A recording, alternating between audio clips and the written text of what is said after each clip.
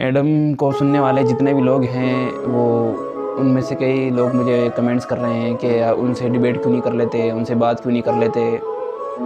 तो इन सब चीज़ों का कोई हासिल नहीं है। देखिए, अगर आपको लगता है कि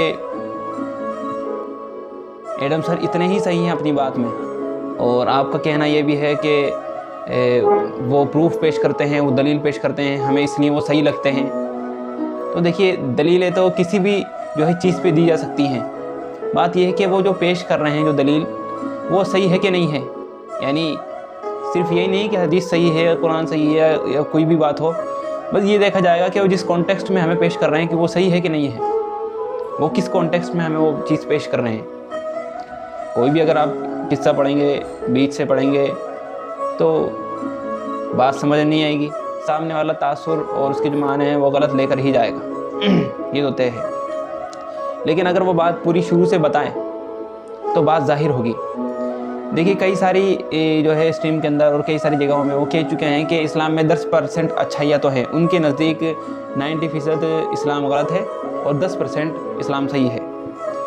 तो अगर आप उनको इतना सच्चा मानते हैं, और एडम खुद अपने आप को अगर इतना सच्चा मानते हैं, तो उनको चाहिए, उनके जो है हक़ का और उनकी सच्चाई का तकाज़ा ये था कि वो हर चीज़ को सामने ले आए दुनिया के। वो अगर इस्लाम को गलत पेश करना चाह रहे हैं, उनकी तरफ से करें जो उन्हें करना है। लेकिन अगर आपको लगता है कि इस्लाम में 10% अच्छाइयाँ हैं, तो आप उस 10% अच्छाइयाँ को क्यों हाईलाइट नहीं कर रहे, क्यों उन्हें जो है नहीं बता रहे लोगों को। जब उन्होंने कह दिया, अभी उनसे किसी ने सवाल किया था कि आप अगर 10% अच्छाइयाँ मानते हैं इस्लाम में, तो 10% अच्छाइयों को बताते क्यों नहीं। तो उन्होंने कहा कि अगर हम भी वही काम करेंगे जो आपके मौलवी मुल्ला कर रहे हैं, तो फिर हमारा मकसद क्या रह जाएगा। तो इससे ये पता चला कि उनका मकसद ये है कि इस्लाम को सिर्फ गलत साबित करना है, यानी इस्लाम की कुछ बातों को छुपाना है, कुछ बातों को जाहिर करना है। उनका यही मकसद है। उन्होंने खुद लाइव स्ट्रीम में कहा था, ये मैं नहीं कह रहा, आप सुन लीजिएगा। तो वो जो भी बात पेश करते हैं, चलिए मान लेते हैं वो बुखारी और मुस्लिम से रिवायत पेश कर रहे हैं, उनकी रिवायतें सही हैं, ठीक है, मान ली उनकी बात, लेकिन वो आउट ऑफ कॉन्टेक्स्ट बात पेश करते हैं, या फिर ऐसी हदीसों को पेश करते हैं जिसका एक हिस्सा ही आपके सामने होता है, दूसरा हिस्सा दूसरी हदीस में होता है। तो ऐसी सूरत में ऐसा लगता है कि इस्लाम गलत है। कोई सा भी मज़हब हो, अगर आउट ऑफ कॉन्टेक्स्ट बात बताई जाएगी तो मज़हब गलत आपको लगने लगेगा, ये बात तो तय है।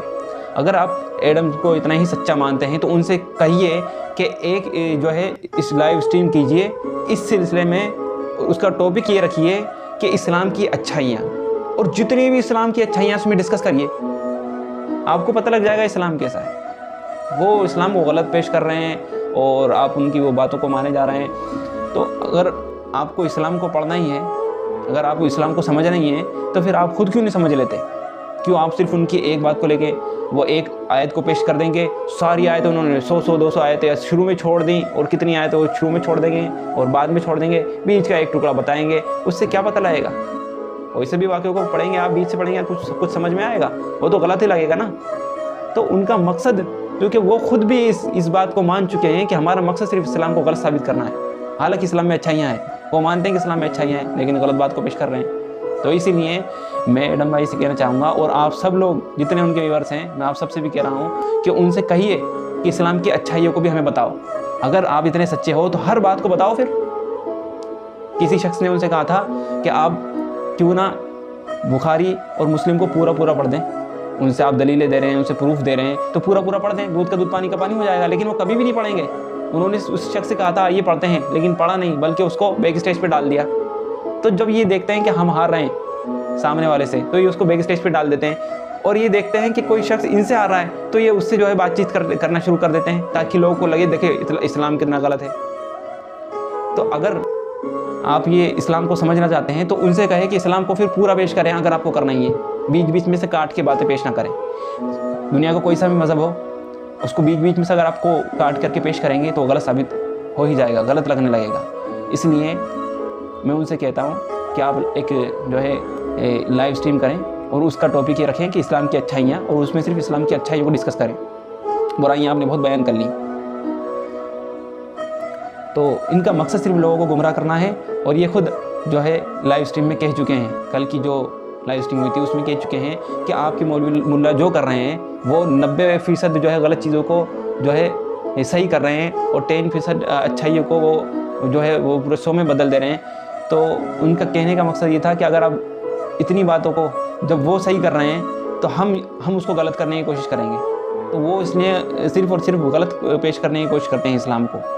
तो अगर वो सच्चे हैं और आप उनको सच्चा मानते हैं तो उनसे कहो कि हमें फिर पूरी बात बताओ, हर बात बताओ इस्लाम की, और जितनी भी अच्छाइयाँ हैं वो भी बताओ, ताकि आपको पता लगे इस्लाम क्या है। सिर्फ आप बुराई सुन के तो सुन हो गए, उससे क्या फ़ायदा होगा। आप दोनों पक्षों को सुने, तभी आपको जो है पता लग पाएगा। जब भी जो है कोई फैसला होता है मुकदमे का, तो वो दोनों पक्ष को सुन करके होता है। ये नहीं कि एक चीज़ को देख लिया आपने, एक गलत मुजरिम को देख लिया, लेकिन आपने दूसरे को देखा ही नहीं कि वो क्या कह रहा है, उसकी दलील आपने सुनी नहीं और आपने फैसला कर लिया। ये निहायत ही बेवकूफ़ी वाला फैसला है कि आपने सिर्फ एक की बात को सुन करके ही फैसला कर लिया। दोनों शख्स की बातों को सुनना पड़ता है फैसला करने के लिए, और तमाम तर चीज़ों को सामने रखना पड़ता है, और बीच बीच में से बातों को नहीं, पूरी बातों को भी पढ़ा जाता है। कई दिन जज ले लेते हैं कई बार जो है मुकदमे को पढ़ने के लिए।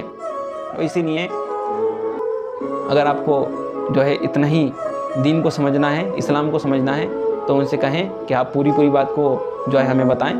और वो सिर्फ इस्लाम की गलत बातों को पेश करते हैं। और मैंने अभी कुछ दिन पहले उनको एक चैलेंज भी किया था। वो एक चैलेंज कर रहे हैं कि नाउज़ुबिल्लाह इस्लाम में कैसी नॉनसेंस बातें हैं। अल्लाह कह रहा है सूरह बकरा में, वइज़ क़ाल रब्बुका लिल मलाइकति इन्नी जाइलुन फ़िल अर्दि खलीफ़ा, कि याद करो उस वक्त को जब तुम्हारे रब ने फरिश्तों से कहा।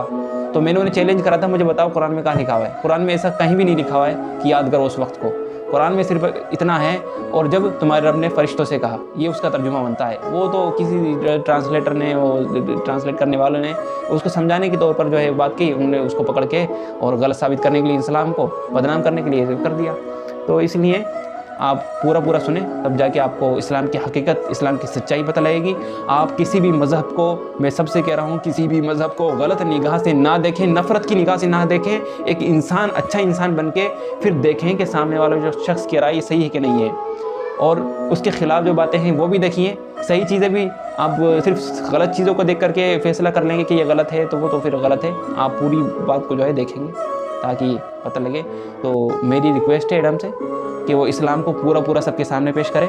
वो 5-5, 6-6 घंटे की लाइव स्ट्रीम करते हैं, तो इससे अच्छा तो पूरी बुखारी पूरी मुस्लिम पढ़ दें, उनकी पोल खुल जाएगी। वो कभी पूरी बुखारी और पूरी मुस्लिम नहीं पढ़ेंगे, और पढ़ेंगे तो आपको कॉन्टेक्स्ट जो है बात करते हैं वो, इसलिए वो गलत आदमी है।